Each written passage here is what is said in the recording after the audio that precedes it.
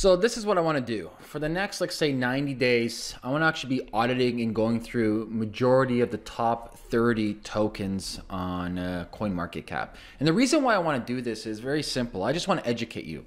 I'm not going to tell you what to invest in. I don't really give a shit about that. I'm not going to tell you what to buy or what not to buy or whether to trade. I really don't care. What I want to tell you, or what I want to give you, is the necessary tools and information for you to do your own due diligence. It's simple as that. And one of the easy things that I tell people who come to me towards an ICO or a token is I tell them to do something called the lean canvas model, which is we use in the startup space. It's very simple. Let me show you how it looks. And I tell them to make this into a token lean canvas model. And so pretty much it's no different. You go through the ringer over here. What problem is your new startup solving, right? What is the economics of that token? Why do you even need a token? What is the governance of that token? Who are the participants? What's the governance, or how's the economy outside it, et cetera, et cetera, et cetera. And so pretty much you go through each single one of these boxes and you write out why on God's earth do you need a token? What does it do? What's the governance? How's the token economics? Who's actually building this team or startup, et cetera. And so basically, I'm not going to go in order on CoinMarketCap. I'm just going to go randomly, things that make sense to me or things that more or less people want to learn about. And so that's how we're going to go through this video, is actually going from each single section within this lean canvas. Now, some, as in this example right now, will not maybe fit in every single box because it's a little bit different, because there's a big difference between trying to compare Ethereum to a dApp built on Ethereum, right? One's a protocol, one is a dApp. So for today's video, what I want to be talking about is EOS. The reason I want to be talking about it is because it's in the limelight right now. Price is going up, people are asking questions. I'm like, okay, let's just do a little basic dive on EOS and see where it's at. And so the first thing, you know, for going back to the lean canvas model over here, is what problem does EOS solve? Well, according to EOS, right? Let me, if you follow my mouse over here, EOS Blockchain is aiming to become a decentralized operating system which can support industry-scale decentralized applications. So that's that. And these are the two following claims. They are planning to completely remove transaction fees, which is interesting. You know, there's issues with that, and there's also, it's pretty innovative. So there's, you know, double-edged sword. And they're claiming to have the ability to conduct millions of transactions per second. So to give you some example, comparing that to Bitcoin, which is roughly 3 to 4 transactions per second, and Ethereum is roughly around 20, give or take. If you have a dApp, it's around 7 transactions per second, right? So that's a problem they're trying to solve. They're trying to solve this scaling of a decentralized ecosystem. Okay. Next, so then you go down the lean canvas model. So the next one is there any competition? Well, there's a bunch of them. These are just on top of my head. You got Bitcoin, you got Ethereum, you got Neo, you got Waves, you got Qtum, you got Cosmos, you have in the future Polkadot, et cetera, et cetera. So there's many of these new, let's say, platforms or side chains that are coming out to compete in the space of scalability. Okay. So they're not, EOS is not the only one doing. There's many other ones, and also an Aeon. Okay. The participants, like who's doing what in EOS? Well, EOS's originally idea comes from Dan Larimer, which is from Steem and BitShares, and pretty much he took BitShares, evolved the code, and this is what EOS today. However, the EOS code itself, I would say the production code, not the code itself, but the production of EOS is being produced by Block One, which is a software company from the Cayman Islands. Okay, so there's that, and obviously there's other investors involved. I mean, there's a shit ton of investors involved in EOS. I won't get into that yet. So the governance, like who makes decision within EOS, right? So EOS is delegated proof of stake. It's much different than proof of work, which is a Bitcoin. It's much different than proof of stake, which Ethereum will be maybe end of this year or next year. So delegated proof of stake, this is how they define it. EOS has a delegated proof of stake as a democratically elected block validators of the blockchain. The term is used to interchangeably with block validator. There's a small set of 21 delegates, or master nodes, who act as master nodes in the network. The job of the delegate is to sign and validate transactions in addition to extending the chain. These delegates are voted into office by the stakeholders of the EOS tokens. If you're holding EOS token, you'll be voting on who you want your masternodes to be, right? So more or less like voting for politicians. There's a lot of issues that as well, and a lot of people are talking about these issues. There's a lot of pros and cons to that.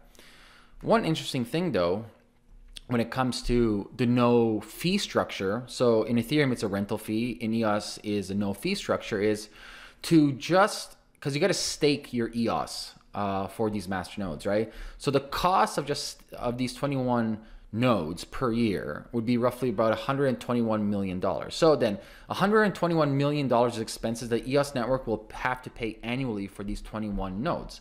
So the question is, who's going to pay for that, right? It's an interesting question, right? There's going to be inflation going on. There's going to be dilution of the EOS supply. So it's going to be fascinating to see how they are able to afford the $121 million a year to host these, 21 nodes or master nodes. Okay, so usage of tokens. So why even have an EOS token? Well, there's three main reasons why. One, to buy bandwidth space on the network. Two, for storage. And three, as I just mentioned, for voting, right?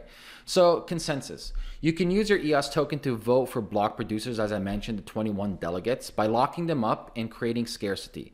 The vote locks up tokens for roughly 6 months, but this length of time may vary, and people are still trying to figure out if it's 6 months or more or less. Then you got renting or loaning the token. You can lock up the token for a dApp you like. You could lend network capacity to an application that may pay you in their own tokens, like passive income, which there's a lot of fucking red alarms when I hear passive income in tokens, and then it's going to be securities, etc., etc. Okay, then developing apps. As a dApp becomes more popular, the more tokens they will need to have more throughput, right? So you need more tokens to buy more bandwidth if you own a dApp, right?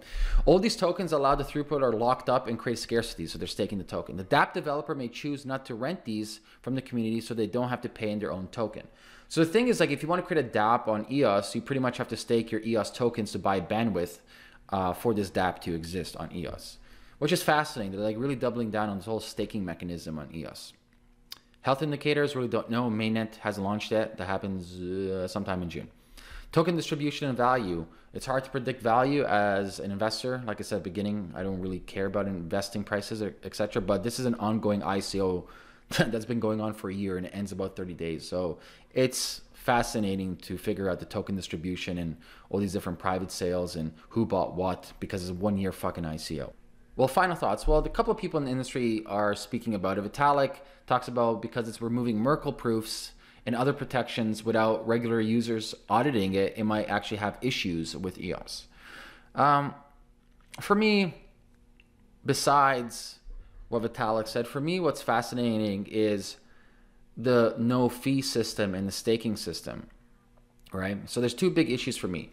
Number one is if I have to pay for bandwidth, and I know for a fact that my EOS token keeps on increasing and increasing, I will not use my EOS token to stake, or I would not use my EOS token to buy bandwidth because it's valuable, more valuable to me as an asset.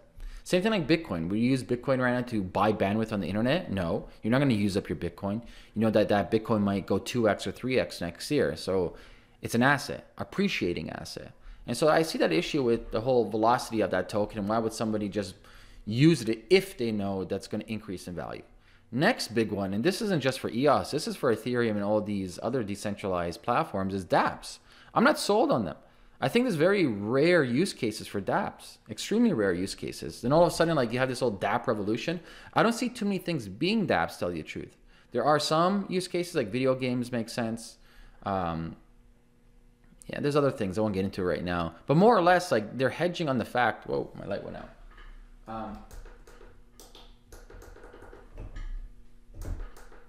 They're hedging on the fact that there's going to be, you know, hundreds and thousands of dApp developers on there and users, which I don't see the real use case right now. I might be wrong, right? Sometimes I'm right, sometimes I'm wrong.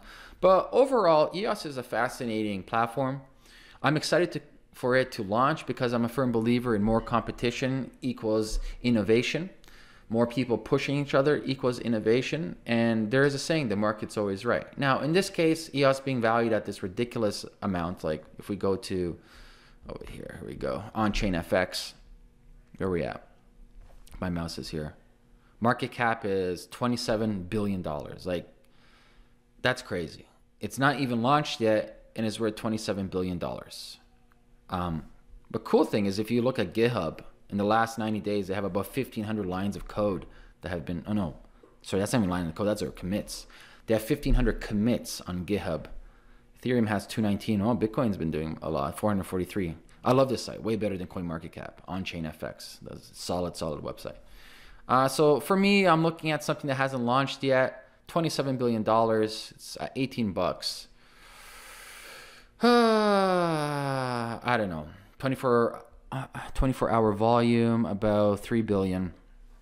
I don't know. Is it overvalued in my eyes? Yes. For something that doesn't even exist, like, give me a break. You know what I mean? But then again, that's what speculation's for. And let's be honest with everybody. Most people here just make money. They're not here for actual technology, building businesses. That's what speculators are for.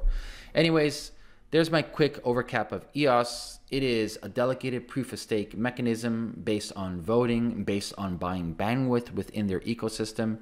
It can scale hundreds of thousands of times well, supposedly it can scale hundreds and thousands of times faster than Bitcoin and Ethereum, and a lot of people are hedging on it. So you make your bets. Anyways, I hope this helps. Always, and remember, always to use the lean canvas model like this, right? Simple: problem, scale, growth, economy, governance. Like I said at the beginning, not all things will be applied to all projects, but it's a good template. All right, guys, talk to you soon. Peace.